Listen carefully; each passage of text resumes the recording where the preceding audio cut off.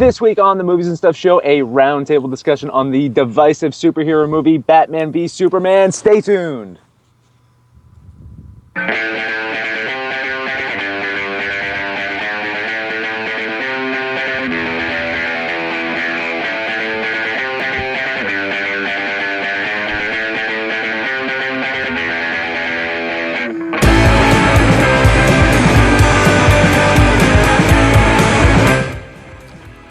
Welcome to the Movies and Stuff show, boys and girls. My name is Abe, and we have kind of a special show lined up for you this week. Batman vs. Superman, as you may or may not know, opened last week to a flurry of bad reviews, but it also made a ton of money. So we decided to do a roundtable discussion about the film.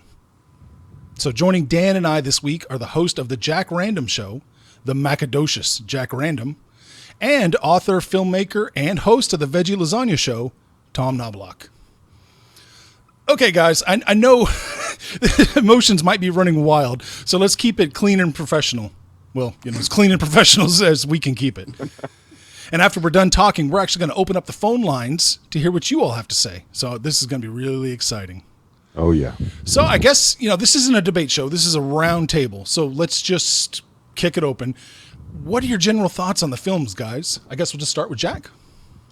Oh, wow, really? Okay. Well, I don't have to start with you. He doesn't want to start. No. We can cut that out. Well, I didn't want to start because my opinion on the movie is completely non-controversial. I am straight up neutral on this film. Man of Steel killed me emotionally, and so I think my expectations were really, really lowered. I hoped for great, fantastic, amazing things, but I didn't leave the theater pissed. But I didn't leave the theater excited either. Yeah. Yeah, I mean, okay, let's... Okay. It's not a debate show. I'm not going to call on you. Let's just jump right in. So, well, I'm from the frame of mind is I need to hear Tom's point of view. Tom is not what we would call a blockbuster film goer. In fact, Tom tends to lean, much like I do, to more of the indie films. Tom's probably even more so than I am in that direction. Right. But I'm more of an indie film fan. I don't really go for the blockbusters that much. So I'm interested to see what Tom thinks about this film. Well, I'm pretty anti-tentpole in general, but I like the occasional one. I thought the first two Christopher Nolan movies were enjoyable. And I haven't seen the Burton ones in a million years. But I don't know. I don't like the superhero stuff that's happening in general. This one looked kind of more like a Marvel thing. I stuck with the Marvel Cinematic Universe up through Phase 1. I got to Avengers and was just kind of like, all right, I'm bored. And I thought Batman vs. Superman felt like it could fit into one of those. It was, I thought visually it was a little more interesting than any of the Marvel ones I've seen. But at the end of the day, the last hour I was really bored. I considered just, just go do something else. I don't know. I didn't think it was terrible. I thought it was bland. It was okay. And I thought Jesse Eisenberg was the only part that he seemed like he was having fun. I don't know that I really liked the way his character was written, but he looked like he was kind of enjoying himself, so I kind of enjoyed some of those scenes. I don't know if I'm a little more neutral, but I'm not passionate one way or the other, I would say, at the same time. Well, I'm just going to say it. I loved it. I saw it twice in theaters. I do not go to the movies to see, frankly, I rarely go to the movies at all, but I don't go to the movies to see a movie twice. I felt compelled to see this movie a second time. There's something about it, and it has its issues, and we're going to get into those. I mean, the film is far from a perfect film. A lot of the issues that people are bringing up are valid, so I'm not going to be this staunch, like, this was a perfect film, but there is so much greatness in this film, and I've truly this film was the one that got me, I think, on the Zack Snyder bandwagon. I mean, I really enjoyed Watchmen. I liked Man of Steel, but this one, there's something special about this guy that I think I missed until now. He is making artistic art house type movies with these insane budgets, and I can understand why people aren't embracing it fully, because I mean, art house films are very niche. They aren't meant to appeal to the masses, and he's trying to do that. And he's not only trying to make this art house film appeal to the masses, he's trying to make this into a superhero film.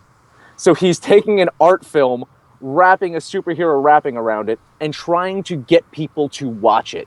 And I think that's the biggest problem that he's going to have with his style and the way that he approached this and some of the themes that he put in this. I don't know. I loved it. I thought it was great. How do you qualify it as an art house movie? What makes it art house in your mind? That's a good question. 90% slow mo.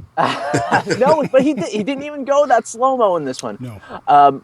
I think the choice of themes that he went with, the way that he embraced certain characters, the way that he's changing the kind of the perception of what a superhero is. He's taking this character of Superman, who is this almost like a Christ-like figure, and he's displaying the flaws of this super being for all of us to see. And he's doing it almost like the Last Temptation of Christ, almost with this character. That's just ballsy. The man is gutsy, and talk about the flair for the visuals. I think this was a beautiful film. I know a lot of people aren't up for Snyder's visual style, but I found this to be a beautiful looking film. I loved the color palette of it. I loved how it was shot. And I'm sorry, this man films action. I know this doesn't make it art house, but this man films action so well.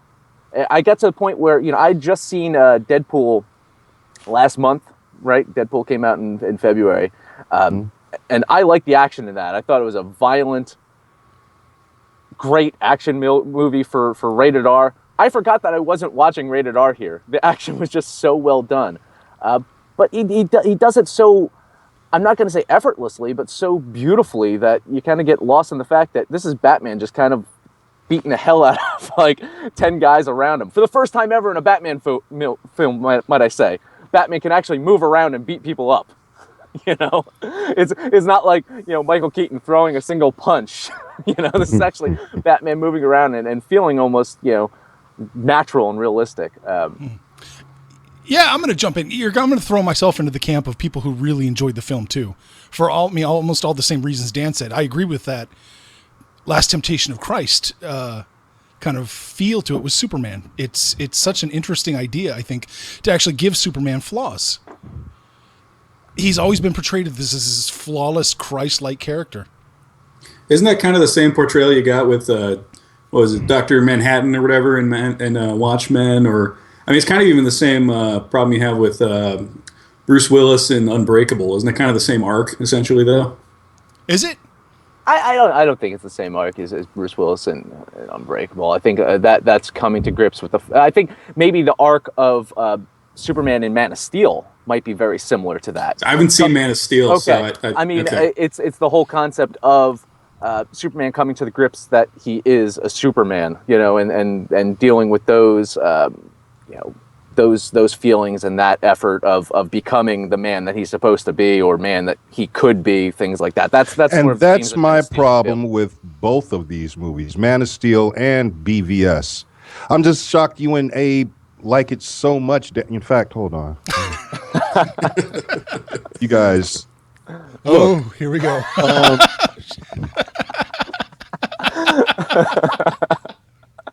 I think this movie wasted a lot of time, and the previous movie too.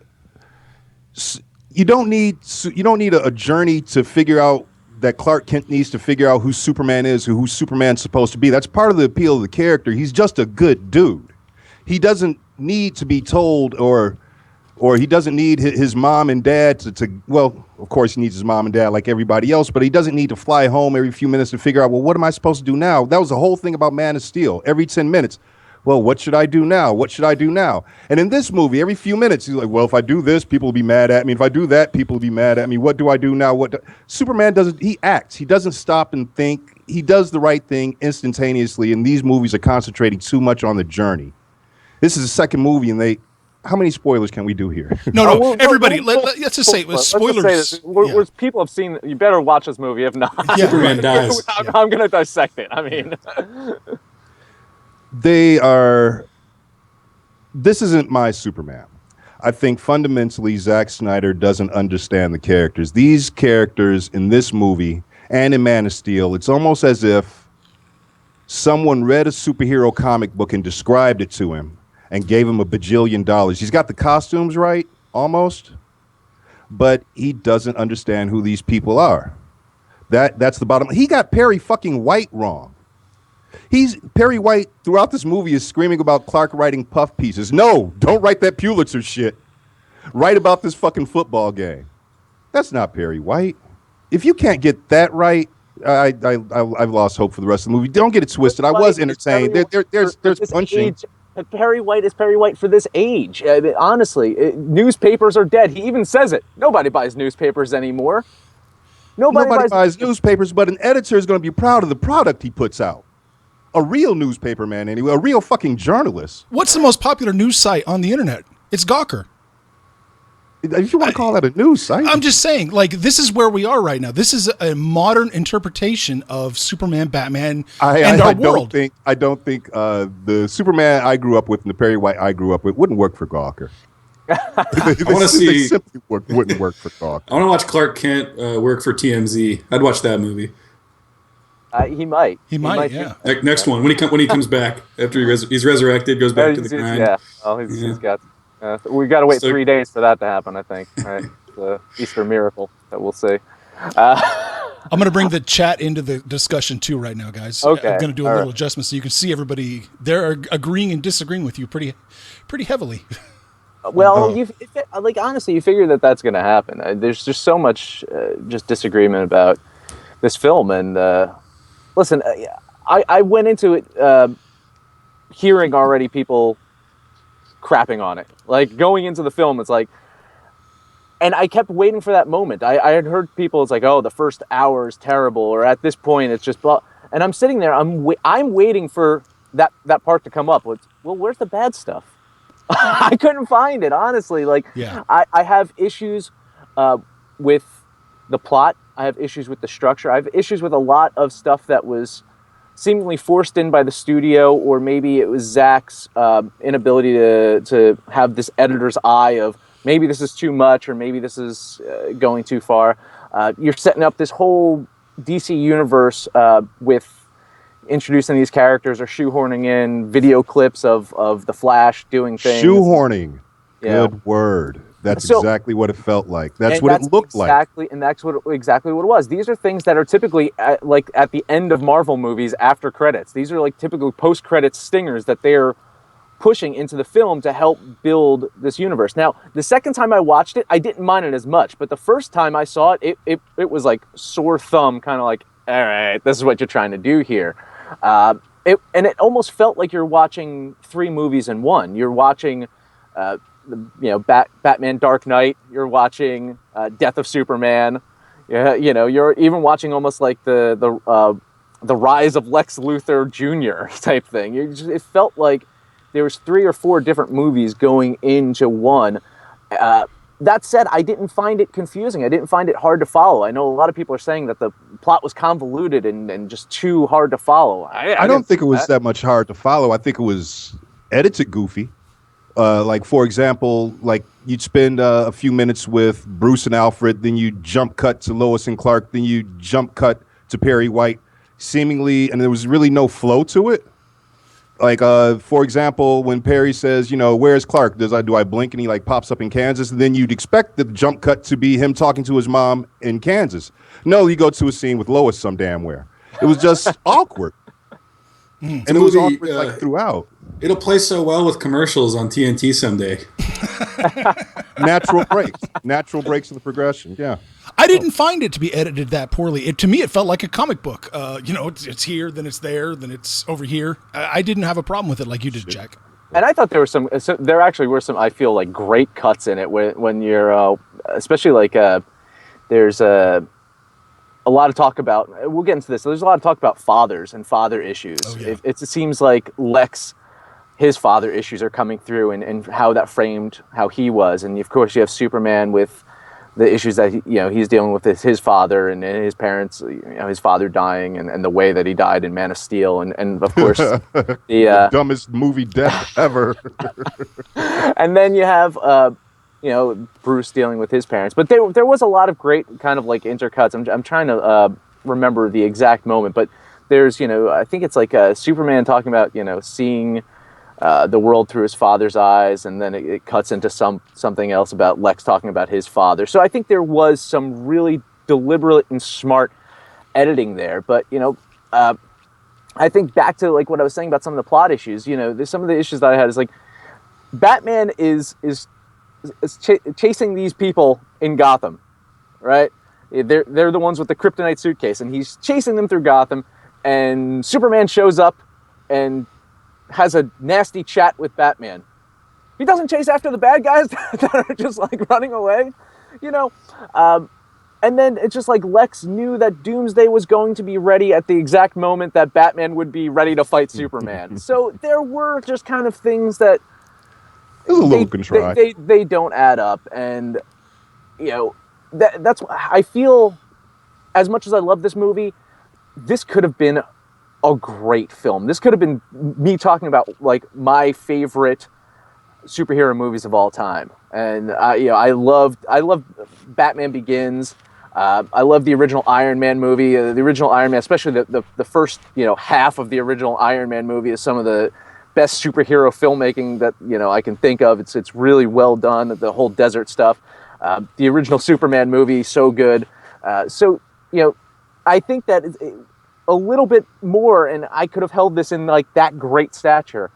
But to me, it's just a really, really good movie. It's super entertaining. I don't get those reviews, those crazy reviews that says that it's not an entertaining film. It's an entertaining movie. I don't get how people are bored with the first hour or so of it. There were snores throughout the theater. I don't get that. I don't get that. Yeah, I think that's bullshit. Throughout. I'm not exaggerating. No, I don't. Within minutes of like, I don't know, it was like maybe 15 minutes in, there were snores behind me. 20 minutes in, I had them in tandem. And then it just spread. I was watching the movie, and I went with my man and my buddy. We enjoyed it. I can nitpick because that shit's fun.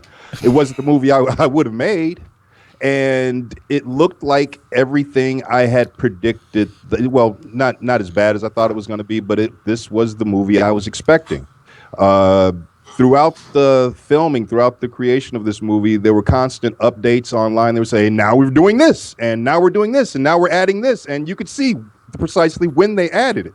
And now they're talking about this R-rated Blu-ray, and I'm convinced that that's just going to be just the shit that they came up with later after they'd actually shipped the movie out. It's like, we could have done? Let's throw it in the Blu-ray. I don't know. I've already seen one deleted scene that I was like... With Steppenwolf. I've seen it. I would have been like, I probably would have taken this one deleted scene over some of the scenes that they kept in. But, I'm interested in seeing the rated R Blu-ray for sure. I like Lex Luthor. I liked Lex Luthor. I liked Eisenberg. I liked him as a villain. He felt like a 80s movie villain. But he wasn't Lex Luthor for me. No matter, even after they shaved his head, he was Frank Gorshin's Riddler. He was manic, capering like a dandy fop. That's not Luthor. Yeah, but we keep going back to that. That's not this person. That's not that person. Are we being? Is that all we care about? Is that they match the comics exactly? There's no room for interpretation. Oh, there's some room for interpretation, but that wasn't him. There's an interpretation, and then there's just let's do something different. It's similar in name only, and that's really the impression I got from his Luthor. There might have been a Luthor cousin or something. But the fact that he's Lex Luthor Jr., and in the comics, I think in the comics he's always kind of been Lex Luthor Jr. I think the scene who you've never seen, or they hint that he's killed in the Death of Superman. It was. In the Death of Superman, the Lex Luthor Jr. was actually Lex Luthor that went through some kind of like he cloned himself, or something like that. So you wonder if there's a possibility that Senior is going to show up in a future film, or if there's actually going to be a more close to home Lex Luthor that does show up in a future film. And I don't know. I love Eisenberg's take on it, and there's him tapping his fingers. That one scene where he's tapping his fingers, and the senator has to grab his hand, or when he puts the Jolly Rancher into the other senator's mouth. There's just moments of pure madness behind this guy's eyes that's just being restrained back, and I just thought it was a great performance. Now, whether people want to consider him Lex Luthor or not, that's understood. I can understand if that's an issue, but as a villain, I thought he was a great villain. I know, no problem with him as a villain. I had a problem with him as Lex Luthor. That's all. And did he leave a jar of piss for the senator? He did. Yeah. And piss, right? And here's what bewildered me: the moment Superman walks in the room, I'm like, why doesn't he smell that? Why isn't that instantly an out of place smell? Maybe he just thinks courtrooms smell like piss. Yeah, right. It's like, well, humans. Some do. All right. Well, I want to move on because a major criticism I hear is the themes of this movie. It's thematically all over the place. And that's another topic that I don't necessarily agree with. I think the themes are pretty solid in this flick. Tom, what do you think, man? I don't think they're overly complicated. But they're not saying they're simplistic or complicated. They're saying it's a mess. Well, which ones are we talking about? Just like the God versus man kind of thing that seems to be framing everything? Or I want to hear your interpretation. I didn't think it was a mess. I think the plot is almost more serving themes than it is serving a story. It seemed like if they could get any of the arcs to all sort of come around the same parental issues, the same God complex issue, they could. They do it with Luthor. They do it with everybody in the whole movie. It seems like, except maybe Wonder Woman or whoever. But I don't think it's all over the place in terms of themes. I thought the themes were pretty straightforward. And I think if we're doing this whole gods fighting thing, I wish it almost had been a little more complicated than it was with the themes. Because it's pretty cut and dry, I thought. I don't know what you guys think.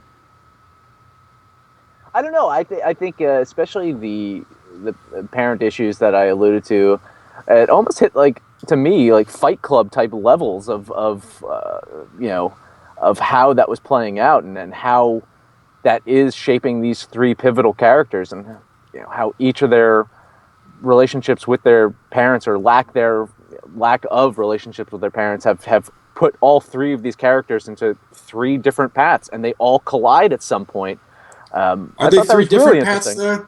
They kind of are all the same path at the end of the day, aren't they? They're all just taking power to change the world. And are Batman and Superman really different? Isn't that kind of the whole thing they get to? They're like, we're the same, really. I think we're best friends. Batman loves Superman. That should be the title of the film. I think it's just how they get there in regards to Superman is that symbol of hope and symbol of good, and Batman is now morphed into this violent. He's almost like Brad Pitt in Inglourious Bastards, where he's branding these villains so people know. Have other people made that comparison? I haven't seen that, but it's almost like that, where he's branding these people so that they're bad. And then there's Luthor. That's his father. What was it? He couldn't afford books. He would dig through the garbage for newspapers, and you have this basic almost. And I've known kind of silver spoon type kids that, if given the resources and maybe a little bit off their rocker a bit, would end up like Lex Luthor Jr. So I do think that there's different paths for these characters, and they all intersect at this pivotal moment. The religious connotations with Luthor are just through the roof, obviously. Sure. Like you said, that the Jolly Rancher scene, I love that. That's communion right there. That's Catholicism. I thought that too. Yeah, and the body and blood. He puts Zod's body and cuts his hand. The body and the blood forming a new creature. What do you think, Jack? You're quiet right now. You guys saw a different movie. That's the bottom line. It's just a passable film. I can't get excited about it one way or another. It didn't, like I said, it didn't make me angry like Man of Steel did, but things were just wrong. And I didn't see Batman and Superman as being very different at all. I didn't see where Superman brought the hope. They just did a quick little montage where the senator was talking, and they did the little flashes where they had Superman saving, dragging the ship and catching the capsule from the shuttle or whatever. And Neil deGrasse Tyson. Come on. Neither Batman smiled more. That was weird. Superman looked like he never enjoyed saving anybody at all the whole movie. Henry Cavill has one expression. It's constipation. No matter what the situation, I have got to poop, and I've got to poop now. And that's the entire range of his acting. I mean, the first time we really see Supes in action, he flies a guy through 2 concrete walls at about Mach 7. That dude's fucking dead. The number of bodies in the last movie, Batman and Superman aren't that different. Batman's knocking off people left and right. The body count was like a Tim Burton movie. Tim Burton's Batman, he was blowing people up left and right. This Batman didn't give a single fuck. Well, pre comic book code, that Batman killed people, right? So we're getting back to his roots. He only killed, not even so far as that. No, I'm just trying to, I hear you, Yeah. but Batman hasn't been a killer since before my old man was born. So it's not the right note for the character. Batman, the origin of Superman, him it was weird. Killer, though. The origin of him not being a killer was because the writers didn't want to have to come up with new bad guys every month. Well, so they said, well, let's stop killing the bad guys. It was lazy writers, essentially, that said, well, we can't have him killing the bad guys. So but that's all they've been doing. But that's all they've been doing in these new movies. And in the Marvel movies, too, they knock off the big bad at the end, and now they got to come up with somebody different every time. It's kind of lazy writing to just make a monster at the end, so you don't have to kill the real bad guy, and then you can just kill this nameless monster that can't think and just tries to hurt people for no reason, apparently. Like, I don't know what Doomsday's motivation was. Like, why? I don't know. Does he have a personality? I mean, I don't know. I don't know what Doomsday is in the comics. Is he just a monster? Doomsday was a gimmick pulled out to kill Superman and sell comic books. He's just like a rabid dog or something. I mean, okay. Why is he like that? Why do you reanimate Zod and get a weird monster thing? See, that's one actually quick and easy. That's a easy way to introduce the character. Yeah, it's a good point. And it's a good issue. Is the Doomsday character? If it's Zod, who had great personality in Man of Steel, and it's Lex Luthor's blood, wouldn't this be more than just kind of a mindless creature? Wouldn't you expect it to have more reasonable thought if it's this genius? Doomsday will probably come back because that's his whole gimmick in the comics. Is whatever kills him makes him stronger. Whatever killed him before can't do it again, and his intelligence increases. So maybe that's so he does have intelligence. Then he can think. Yeah. Eventually. right now, it's just savage instinct. As you saw, the moment he got injured in this movie, the injury healed, and he healed in a way where bones protruded where that wouldn't happen again. Yeah. So anything that hurts him, he adapts. That's his whole thing. So he'll probably be back because even when he was killed in the comics, he came back, and he comes back, which comic characters do. I have a question for you guys, and this is for all three of you. Do you think that the reviews that were coming out that were so negative, this was at what, 29% on Rotten Tomatoes, people were absolutely destroying this movie. Do you think that those reviews were fair? Based off of the movie that you saw? Oh, no, I'll say no. This is not fair. I don't know what... I think if you Control F Rotten Tomatoes and type in fun, everyone's going to be complaining, well, it's not any fun. It's not any fun.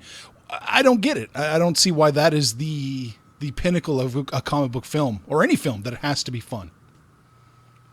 I think people get fooled when you see the big blue, red, and yellow Superman. You expect bright lights and sunny things and people smiling, and when you don't get that, you get a little disappointed. But other than that, I don't know. This movie, like a friend of mine said, is literally 75 years in the making, and I think people had expectations like it had actually been being made for 75 years.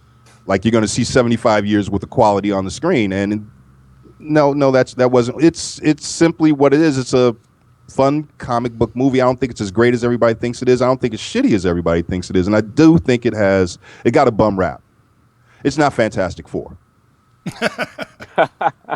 I'd say I don't think it was any worse than the Avengers, I fell asleep during the first Captain America, so I can't really rag on that too much, or like Thor or any of those. I agree. The first half of the first Iron Man I did enjoy. The second half not really, but I don't know how this is worse than what Marvel has been putting out, at least in the most of their movies anyways. I mean, for someone who doesn't like comic books, this didn't seem radically different to me, except it actually had a little bit of visual style. So if anything, I liked that a little bit more. But in comparison, I'd rather see them all kind of down there if we have to give Rotten Tomatoes any validity. It's funny. I saw a lot of people just ragging on this film for things that I like. When I rewatched it the second time, I specifically looked out for. There was like, well, how did Lois know that Batman was talking about, that Superman was talking about Martha, his mom? So, well, Batman says the word Martha as she's in the room. Yeah. And then it's like, well, why'd Batman even lure Doomsday back to Gotham? He was on that island. Batman could have went and got the spear from Gotham and then came back. You think Doomsday's going to stay on that island? Batman had to take him away from this island so he's not going to kill people like the big thing from the first film. In fact, I thought like the way Snyder approached that is the port is empty. Everyone's left for the day.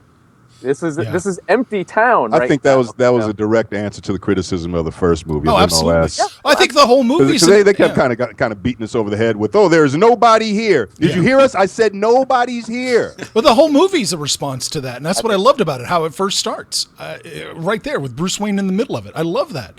I love that there's actually consequences in the movies here. What happened before actually affects what happens in the future. I love that. Do you think is it too manipulative to make 9/11 essentially a comic book event here, so we can look at it through that lens? After Star Trek Into Darkness did 9/11, I was just kind of deadened to the whole thing. I'm okay. Okay. I'm okay with it now. Fair enough. Yeah. I thought it was well done. I thought it was some great filmmaking right there in regards to a superhero film. I actually did too. It was really well done. Well, okay, I don't know if this is theme or character development, whatever, but the look on Bruce's face when all this is going down, we actually have a superhero that wants to protect people and care about people. I never got that idea with any of the Marvel movies. I never got any of that idea with any of the DC movies before this. Bruce wants to protect people, and he will destroy people that are a threat. I love that. I fucking love that. I've never seen that character in a comic book film before. I'm waiting for Jack's reaction. No, it hasn't happened. It's always like, I got to take this guy down. Bruce feels the pain of everyone dying around him, and he wants to protect people. You didn't get that from Spider-Man and Spider-Man 2? Not even on the subway train that was out of control, and Spider-Man was damn near killing himself trying to. And when Doc Ock was like hurling people into oblivion, he was spinning webs at the risk of his own life, saving people. You didn't see that part? You got me there. I wasn't thinking. I had kind of subscribed to the everybody hates Spider-Man movies now. Or in the Avengers, when the Avengers spent a good chunk of the fight with the aliens redirecting traffic and getting people the fuck out of the way. I just didn't. I felt like that was obligatory on their part. They were more. Cap leapt into the bank solo, took out a bunch of the aliens by himself, and took out a grenade by his solo self. And it's all over. I forget. I think Marvel kind of actually said, there's 70 people dead in New York. Bullshit, but okay. And and you know what they do after that? They just all go hang out and eat at a restaurant. They're not sick. They're not sick. They're not sick. They're not sick to their stomachs with the amount of destruction and death around them. They're just going to go hang out and be all a Joss Whedon character. Nothing really affects us. We're always going to stay on the surface. They burned a lot of calories. Gotta eat. Man, what a terrible photo op. Superheroes, lounge after, billions of dollars. I think that was a horrible message. You don't think cops get lunch? No, I think cops get lunch. I think if a quarterback smiles when his team's losing on the sidelines, people lose their goddamn mind. If superheroes allowed thousands, let's not, Marvel, don't lie to us. Thousands of people are dead in New York, and they go hang out at a restaurant. That's just my take on it. Somebody said bad point? Who said bad point? It's in the chat. Oh. Yeah. We all look really close to try to read the chat. Well, right. you could just have YouTube open in another window so you can read the chat there if you want. Oh yeah, there's that. Computers, man. One of the things that I thought I liked that worked really well is how Luthor set it all up. And I thought it was classic villainry of getting your two enemies essentially to fight each other. I liked that setup. I liked how He manipulated Batman, and almost there's like a look on his face of disappointment when the kryptonite container is brought back to his facility. He's almost like shocked and surprised because he's setting this all up. The kryptonite's going to the port of Gotham. So Batman. What's his end game though? What's he trying to do in the long run? His end game is one of two things. Is one, either Batman's the one that kills Superman, so Lex can keep his hands kind of clean from the matter, or two, Superman kills Batman and is no longer this clean and innocent person anymore. He's this killer that everyone knows that he actually is. But couldn't you say that Batman was a vigilante who was killing people and that Superman could probably get out of that, though? I mean, Lex is also killing politicians and stuff, too. Once we find that out, yeah. Politicians. I mean, Once you find that out, yeah. What's he going to do, like, 2 weeks from now? I guess I'm confused. If he doesn't get, obviously, caught, I don't understand. Because then you got Doomsday. I mean, if Superman dies and Doomsday's still running around, then what? Trains him? Yeah. You'll have a better montage of Bruce working out, you know. You have Doomsday. Lex gets a new bodyguard because he blew up the first one. Yeah, I think, well, it's a weird thing is like one of Luthor's biggest issues is he doesn't want to have someone more powerful than him. But at the very end of the film, what's he basically saying is, someone more powerful than me is coming. So how'd that get set up? I'm confused about that. I mean, how did he get? That's one of the deleted scenes that, funny enough, is that just appeared. Is he gets a phone call when he was on the ship.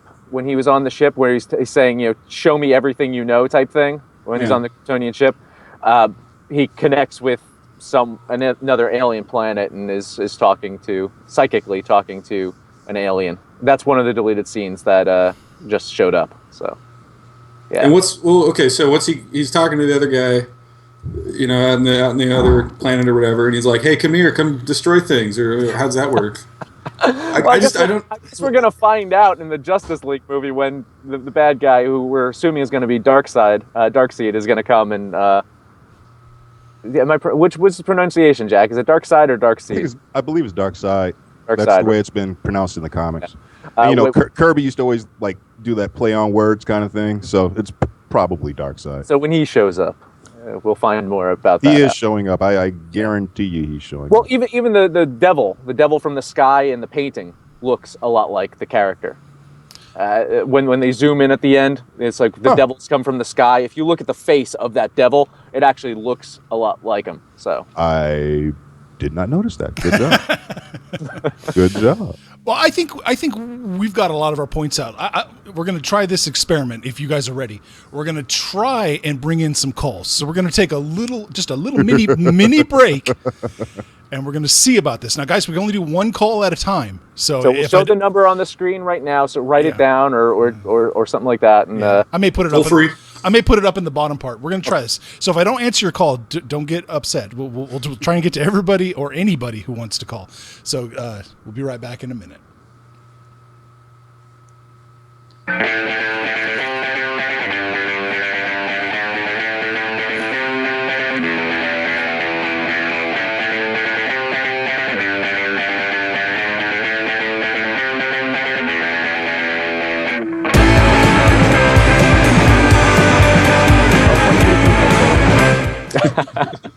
All right, we're back.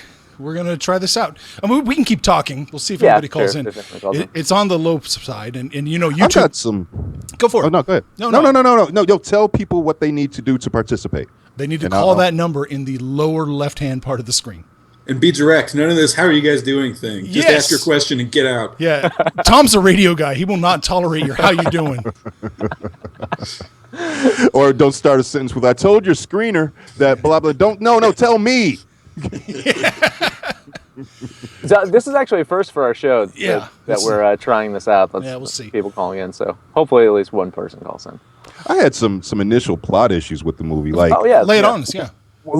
Why in the world would Superman leave Zod's body and an alien spacecraft that's his only tie to his home planet? Why would he just leave that shit there after all was said and done in the last movie? Because humans have proved themselves to be so reliable and trustworthy?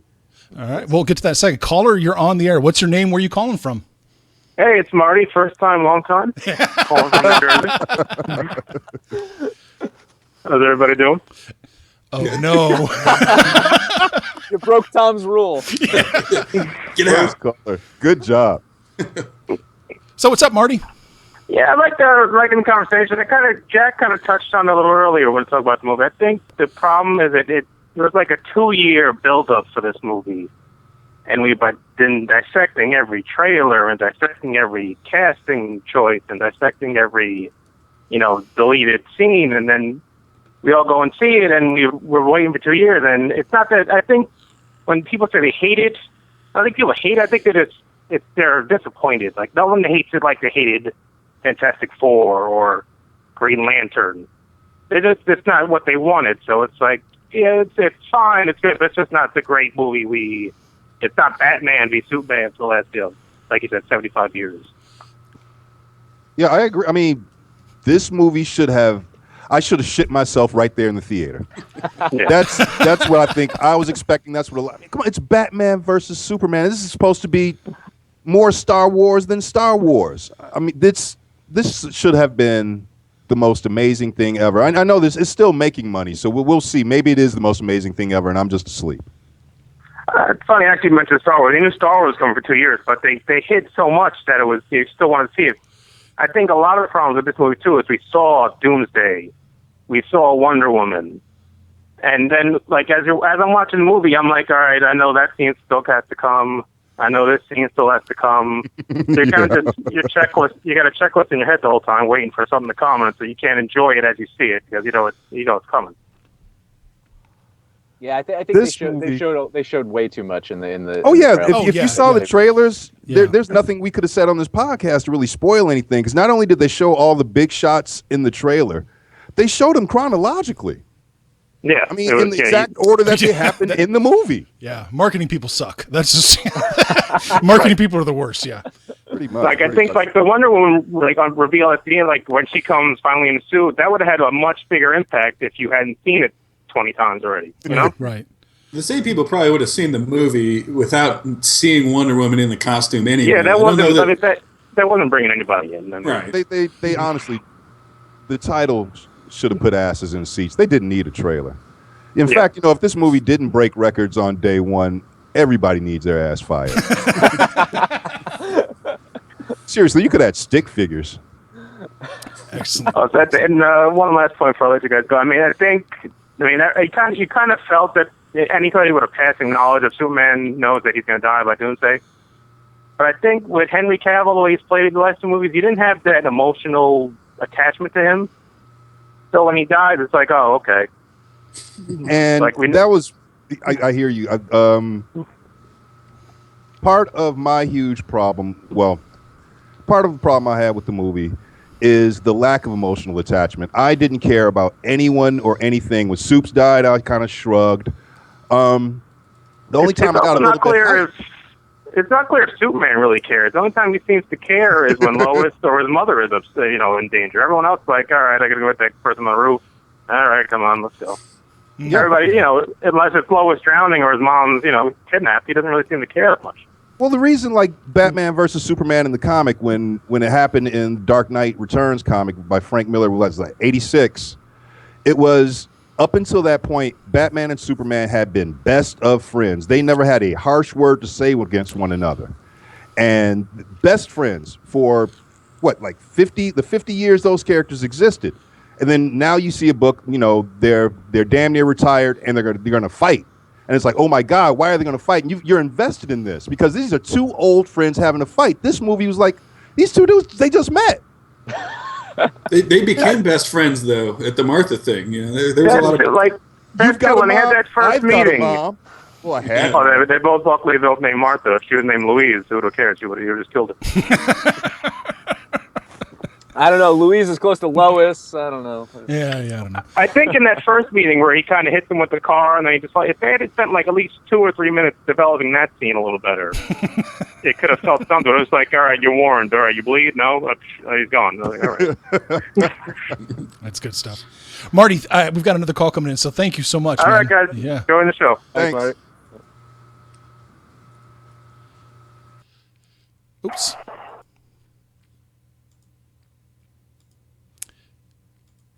You knew I was going to mess that up at least I once. knew you were going to. I knew. My screen went bloop. I'm so sorry, everybody. I have a hard time here, so try this again. The caller's got to call back. I hung up on the caller? I hung up on the caller. Good job. Good job. I'm so I sorry. knew it was going to happen. We tested it out. Well, okay, I got a wireless mouse here, and it's on the carpet, so sometimes I'm not always as precise as I should be. So Do you have a desk? Are you sitting in a chair? I am sitting on the floor. That's how I roll. You don't like chairs, or There's just so much stuff around me. Like I don't have a desk big enough for all this crap that requires that we require for the Movies and Stuff show. Oh, you can see my shirt. Yeah. Ah. Look at there. Okay, we do have a caller. I'm going to add the caller. good luck, caller. All right, caller. Where are you calling from? Yo. What's your name? Yo, Abe, it's Pony Boy. Hey, Pony Hey. Boy. Hey. How's it going, guys? One quick question for Abe, Jack, Tom, Dan. What format did you guys watch this film in? 2D, 3D, shit. or IMAX 3D? That's my question. Peace out. Let's see it, man. I got a story about this. Yeah, me too. So you start with yours, Abe. Fuck AMC. That's all I'm going to say. Wow, really? We were 30 minutes late getting into the film, or getting the film started, I should say. Oh, Yeah, What happened? IMAX 3D happened. They apologized while we were waiting that there's some problem with IMAX and they weren't going to be able to show it in 3D, so it was going to have to be IMAX 2D. Gotcha. Yeah, so it took a half an hour for them to do that. Then they gave us all passes to say we're sorry, and the passes expired 6 days from the time they gave us the passes. Did you end up using that pass to see it the second time, though? No, You went to a different theater, though, right? no, I was still went back to AMC, but I had thrown it in the trash. I was like, I'm not gonna fucking use this, so I threw it away. Oh, that's so good. you So won't that's- get my business again. God damn it. The first time I saw it was IMAX 3D. I had similar issues. They had, I guess Disney owns IMAX projectors because I had similar issues with the film starting up, and it worked out fine. I don't think the 3D added anything to it. There's been Oh, some. dude. I disagree strongly. Really? That's the only reason what got us to the theater. Because I saw it in 2D the second time, and I really enjoyed it in 2D as well. I didn't feel like the 3D added anything for my experience, like some other 3D films have. I almost felt that even Age of Ultron in 3D worked better as a 3D film than Batman v Superman did as a 3D film. Yeah, that's a good point. Sorry to interrupt. My last thing is, I did dislike this film, but I will be buying the 3D Blu-ray, and me and my girlfriend laughed our asses off at at Star Wars: The Force Awakens. But I will be buying that on 3D Blu-ray. So there is a love-hate kind of thing, but whatever. But the quality is there, and for the home entertainment 3D system, you can't beat that. It's unparalleled. So I don't rag and diss on people who watch movies in 2D or 3D or whatever the fuck. So thanks for answering my question, gents, and have a good night. How did Thanks, you guys see it, Jack and Tom? What did you go see? 2D? I saw 2D. Yeah, 2D front row at a 9 a.m. screening. So that was fun. Oh, wow. That's like watching a tennis match. I saw it. I Front saw row. 9 a.m. Oh wow. My theater was packed. 9 a.m. opening day. It was packed. Yeah. I got to say there was a lot of mothers there with kids, and so when Wonder Woman finally showed up at the end, there was massive applause for Wonder Woman, standing ovation from the mothers in the audience there. Nice. I had honestly the first time that I saw it was opening day 9 a.m. sold out theater. Crowd was really into it. There was standing ovation at the end. The crowd I saw Really? really really enjoyed it. I saw it the second time, and that was so it was probably an 11 o'clock showing at a much smaller theater, 2D, and that was on Monday. That was just yesterday I saw this, and pretty good crowd for an 11 a.m. I'm like, do these people not have jobs? I mean, The lady a couple seats down from me disappeared during the screening, and in the last half hour I was thinking, yeah, she's probably right. I mean, maybe I should just go. Took a leisurely bathroom break. I saw it in a half-full theater with 2 or 3 people asleep, and it was a 8 o'clock Saturday evening, day after it opened. Or, 2 days. Yeah. it's funny. A friend of ours Puck propaganda. I saw him tweet. He's like, I don't know what film people saw. I wonder if there's two mystery films out there that's showing in There's theaters. two cuts, yeah. Just two cuts showing in theaters, because that's the only way I can explain it. I mean, have you guys heard the crazy fucking crackpot theories that Disney has paid critics off for bad reviews? I wish I got paid for my bad review. It's I read that about 10 minutes before we started the show. What fucking idiots. I'm sorry. If you really fucking think that, you got problems. That's counterproductive. Marvel wants competition. They don't want this movie to absolutely fail because it's a black eye on comic book movies in general, because the general audience doesn't differentiate between Marvel and DC. I had people sitting in the audience wondering, well, why isn't Spider-Man in this? People don't. Your man on the street doesn't know the difference between a Marvel property and a DC property. So paying for one to fail shoots yourself in the foot. That's the bottom line. That's a great point. Yeah, I agree with that. Well, I guess we're just about to wrap up. Oh, wait, no. Oh, shit. You knew this was coming. What do we have? Hello, caller. Hey guys, this is Jamil. What up, dog? How's everybody doing? What's up, Jamil? Look, I just want to say, I kind of come on mixed to negative on the movie myself. I just want to say how evil Rotten Tomatoes is. Like, even if you read the negative reviews, even those are mixed. So Rotten Tomatoes, with their yes or no type of system, is not even really giving the whole story. Well, I don't believe the movie is particularly great. I don't think it deserves a 30%, maybe a 50, 55%. Because every review I've read, even negative ones, like I said, have been mixed. Even if they didn't come on like it, even if they didn't like it, there were some things that they liked about it.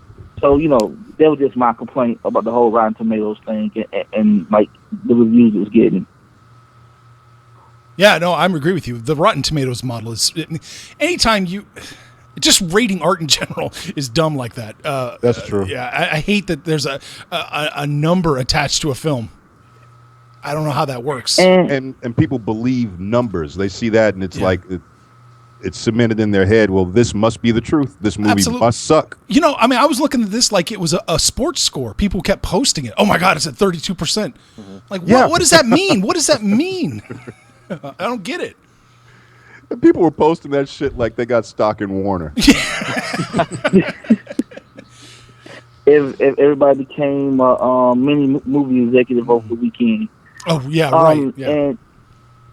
And just to say, like, I like the movie itself. I don't know, guys. You say it's deep. I just feel like the movie is kind of hollow. Like, in its deepness, it's just like a bunch of like platitudes about nothing, especially coming out of Lex Luthor's mouth. That's just my opinion. I hear you.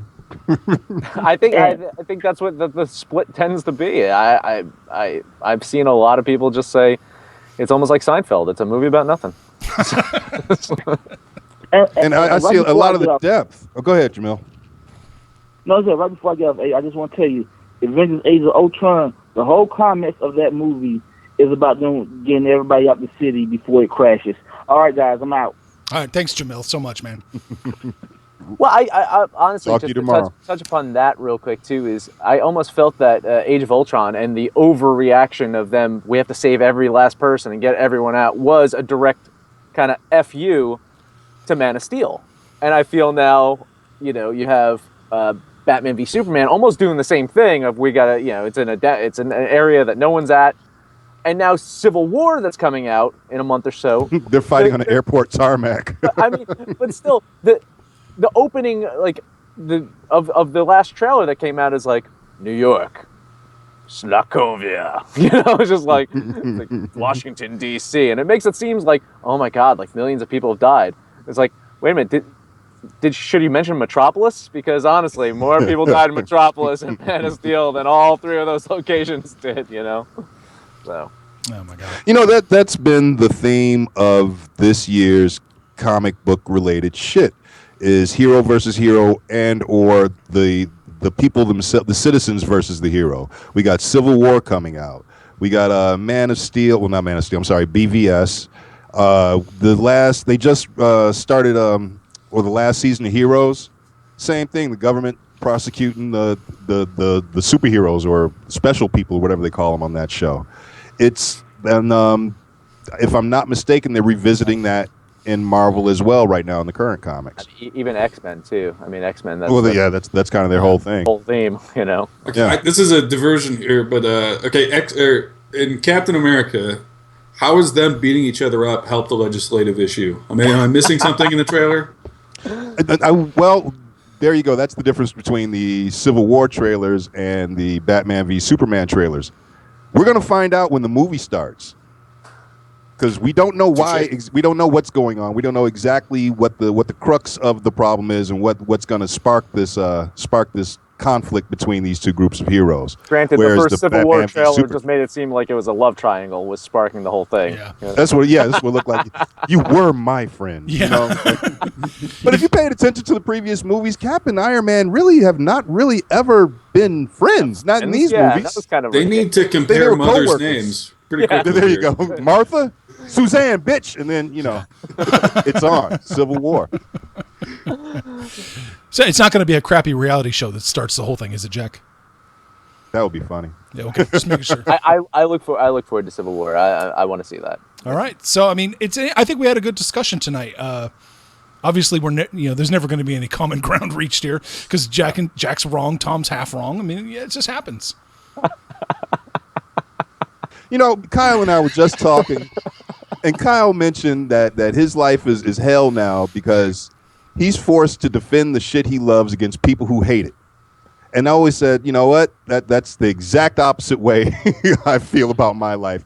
I'm forced to talk to these idiots who love this dumb shit. I've got to tell you guys how you're wrong all the time. It's a horrible burden, but I step up to the plate. Yes, you do. And we talked about this. This is actually interesting that you used to be a member of a niche hobby. I mean, being a comic book fan was a very small group of people. And now it's been opened up to the mainstream, and you were celebrating it. You told me that Hulk and Ant-Man being in a Coca-Cola commercial wasn't so bad. Well, this is it. It's open to the mainstream now. People are interpreting it in a whole bunch of different ways. I hope you're happy, Jack. I am, actually. You know what? Yeah. Now I can jump in on various random conversations on the street and tell people how they're wrong. Do you carry a sign like Rorschach down the street or a placard? No, you know what? I dress like this. All right. This is my guru robes. You and every kid in Hot Topic now. You see the age in this? See, I would do that. This just isn't feel like distress, Sloth this is from war. Goonies. You know? And I think the gray in the white in my beard, that tells people I'm not a hipster. I'm not wearing this shit to be cool. I'm wearing this shit because I'm a goddamn geek. There you go. Well, let's wrap this up, boys. Does anybody have any final thoughts they want to share about Batman versus Superman, the life, the universe, whatever? All right. Well, I'm sorry. Look, here's the reason I wore this shirt, the Kingdom Come shirt. This is from a future tale where Superman no longer gives a fuck. I think this is what the current DC movie universe is building towards. A horrible, horrible, fucked up, dark future. That's it. Maybe something that we saw in Bruce Wayne's Nightmare.